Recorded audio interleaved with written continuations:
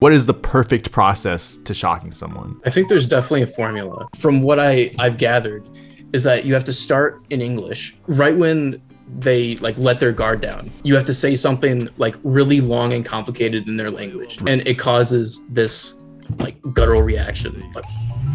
Hey guys, welcome back to the KoreKara podcast. So this week we talked to ColeLang, who makes content about learning languages. He previously did a challenge where he tried to learn Japanese in a week. He also has a lot of experience shocking people on Omegle. In this podcast, we talk about his experience learning multiple languages, studying abroad in Taiwan, and what it's like being a polyglot. Speaking about things to shock, you guys know what to do. It's time to absolutely shock, destroy, and annihilate the like button. Let's get it, guys. Make sure to follow us on Twitter if you're not already. Hope you guys enjoyed the podcast. All right, so Cole, can you give us a quick background of who you are and where you're at today? Yeah, for sure. So my name's Cole. I'm from Detroit, Michigan.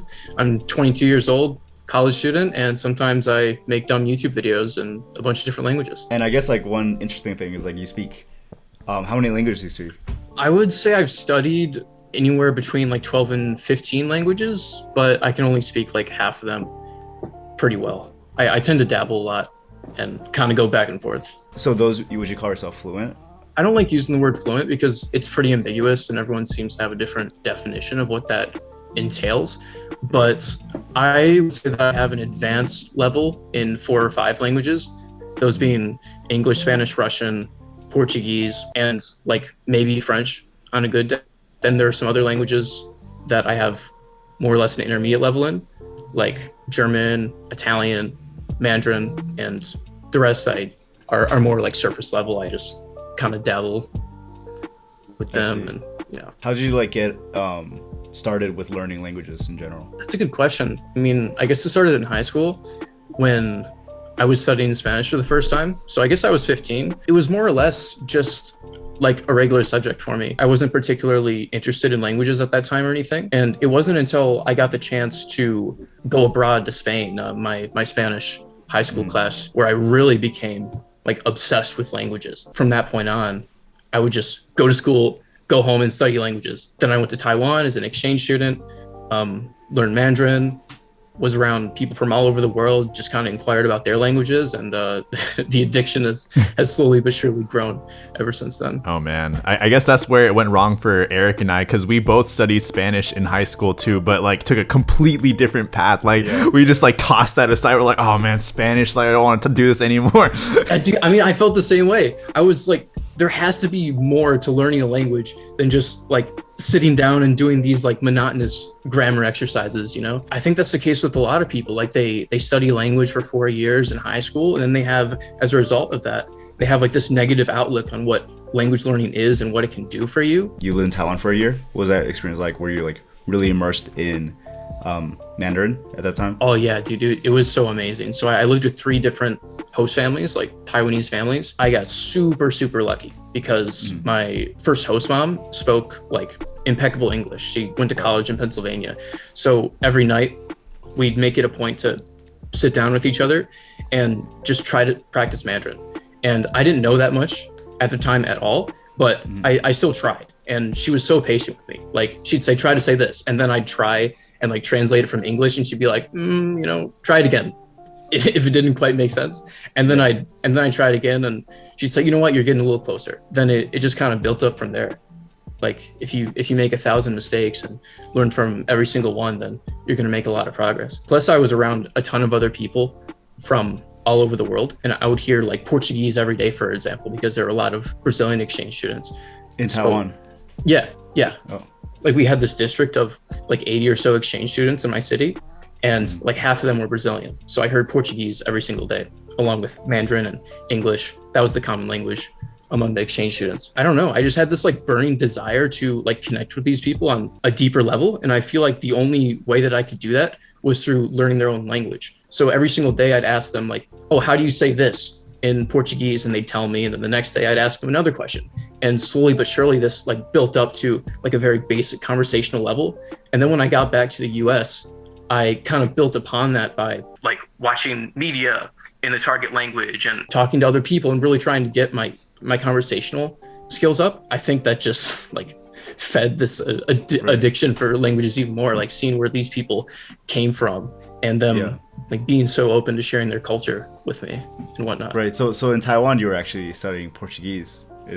I learned a lot of Portuguese in Taiwan, like completely by accident. But of course, I was going to school in Mandarin and everything was being taught in Mandarin. So I was exposed to that language 24 hours a day. But I also heard a bunch of other languages in the process too. It was just a once in a lifetime kind of experience. And I feel incredibly grateful for having had the opportunity to be there. Definitely, like one of the most optimal ways to learn is like living with people from the country.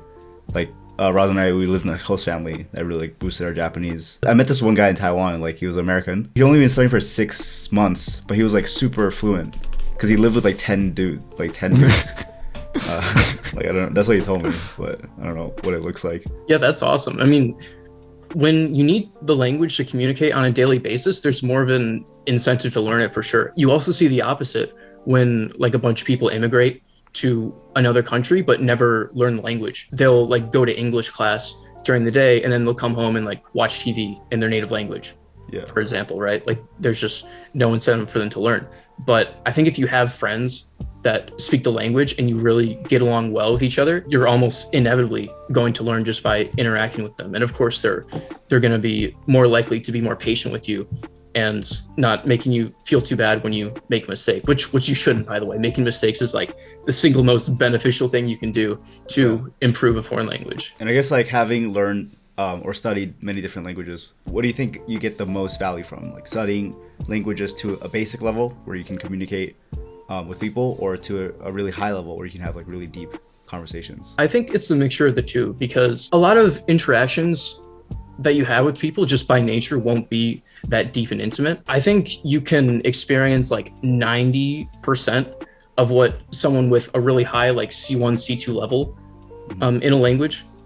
I think you can achieve that much just by having like a B2 level and just being able to converse with people on more or less basic topics, like just asking questions.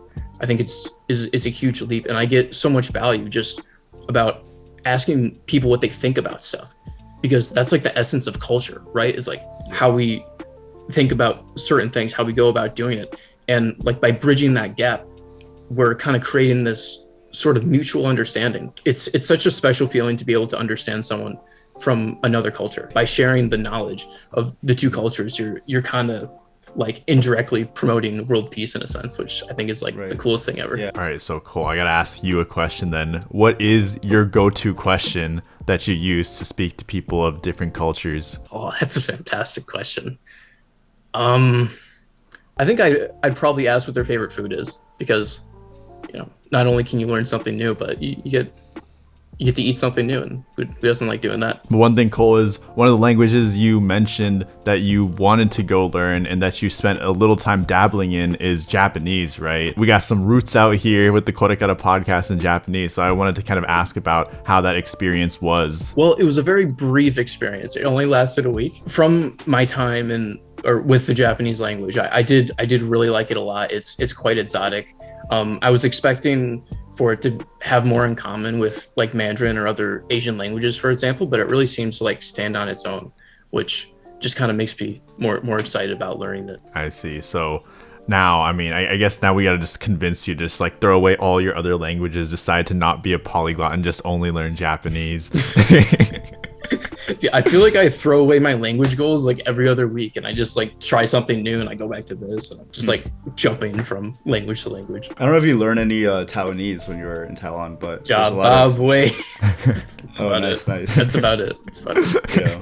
I mean, anyone listening, that just means like, did you eat yet? But yeah, there's a lot of like Japanese words in Taiwanese, like similar words. I feel like there's definitely a lot of similarities between, especially like the Mandarin spoken in Taiwan with Japanese, because there's like word endings that are like pretty similar. Like people say ne as well, just like in Mandarin. Or like so desu ne. And what do you mean?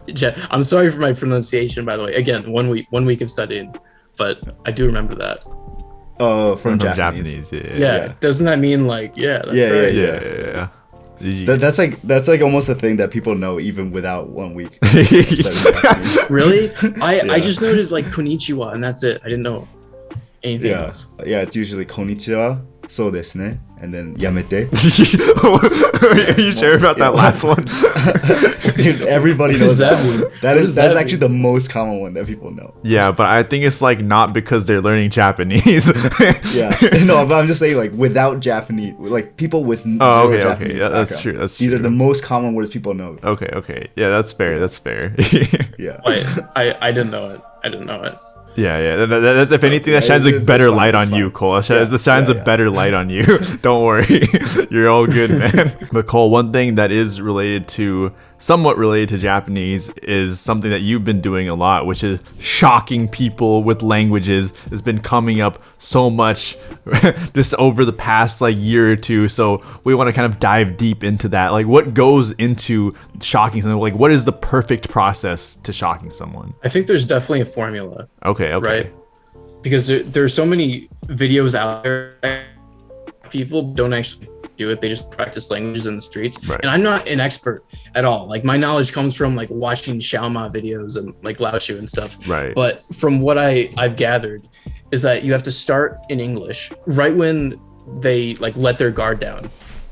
You have to say something like really long and complicated in their language. Right. Because it takes the brain a second to like switch, Right. like mentally switch into that other language, and it causes this like guttural reaction. Like, what did I just hear? Can you shock me? Yeah. Can Can shock me you in Mandarin? right? Yeah. Right now, can you shock? Well, no, I can't because now you're expecting. No. But We're right now. We are not expecting it at all. We're just thinking about us as someone on Omegle. We just connected. We have call. just connected. Yeah. We have just connected.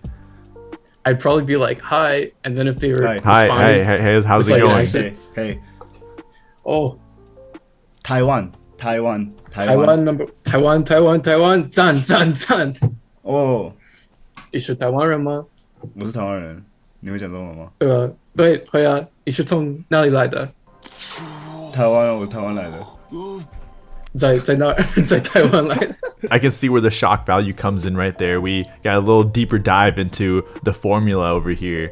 But I mean, like, so is that what you think about every time whenever you made those videos? You had the formula in mind, and then you're like, all right, check each thing off the list, and we're good to go. You know, I wish I could be that pragmatic, but while making those videos, the only thing I could think about was, oh my God, I'm so scared. I'm so nervous. I hope at least some part of this recording goes well so that I can make something out of it. That's more or less what I'm thinking about. How many would you say? Like, how many do you have to like cut for one good one? Oh God, well, it's gotten a lot better, but the very first Omegle video I made, it was so outside of my comfort zone at the time, and I think there was probably 24 hours of raw footage to get like a 10-minute video. Oh man. And that was just because I had like so many nerves, and I've never been on Omegle before, so I didn't know like what it was like or anything. But now it's gotten a lot better. Like YouTube has really allowed me to like come out of my shell and kind of normalize talking to people and practicing languages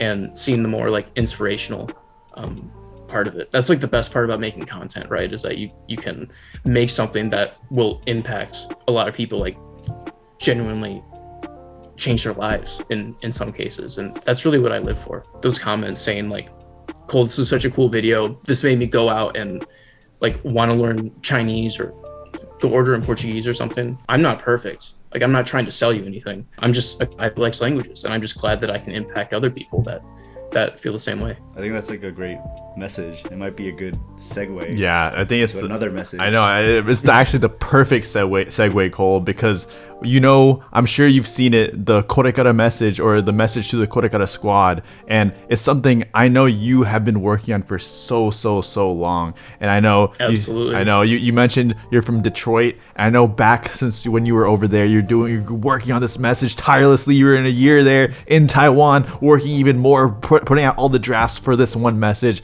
And I know everything has built up to this exactly. It's all built up to this moment. So now I'm gonna go shine the light on you. I mean, it actually looks like there's a light already shining on you, so it's actually perfect. Oh, okay, even better.